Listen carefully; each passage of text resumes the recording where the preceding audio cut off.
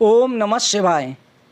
दोस्तों, भौम प्रदोष व्रत रखने से भगवान शंकर जी की कृपा प्राप्त होती है। मंगलवार के दिन पड़ने वाली त्रयोदशी तिथि को भौम प्रदोष व्रत किया जाता है। इसकी कथा सुनने से भगवान शिव प्रसन्न हो जाते हैं, सभी मनोकामनाएं पूर्ण करते हैं। इसलिए मंगल प्रदोष व्रत कथा अवश्य सुननी चाहिए, साथ ही दूसरों को सुनानी चाहिए। अब श्रवण करते हैं मंगल प्रदोष व्रत की कथा। प्राचीन समय की बात है। एक नगर में एक वृद्धा रहती थी। उस वृद्धा का एक ही पुत्र था। वृद्धा की हनुमान जी में गहरी आस्था थी। वो प्रत्येक मंगलवार को नियम पूर्वक व्रत रख कर के हनुमान जी की आराधना करती थी। एक बार हनुमान जी ने उसकी श्रद्धा की परीक्षा लेने की सोची।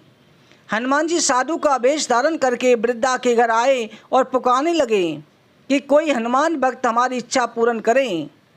पुकार सुनकर के वृद्धा बाहर आई, बोली कि आज्ञा करिए महाराज, आप क्या चाहते हैं। साधु वेश में हनुमान जी वृद्धा से बोले कि मैं बहुत भूखा हूँ, भोजन करूँगा, तू थोड़ी सी जमीन लीप देवे।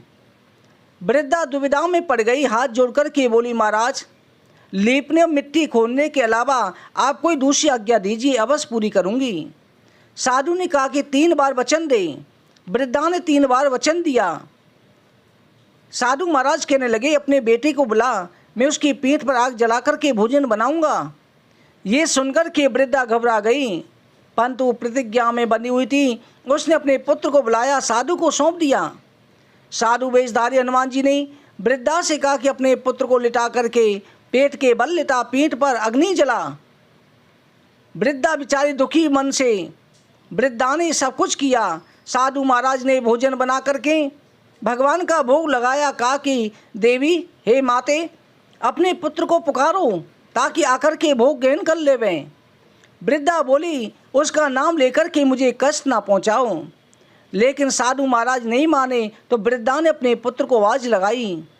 आवाज़ लगाते ही उनका पुत्र तुरंत उपस्थित हो गया।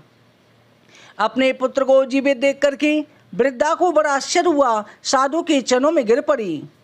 हनुमान जी अपने वास्तविक रूप में प्रकट हो गए, वृद्धा को भक्ति का आशीर्वाद दिया। हनुमान जी अंतर ध्यान हो गए। भक्तों, प्रदोष व्रत हमारे शास्त्रों में इसकी बड़ी महिमा बताई गई है।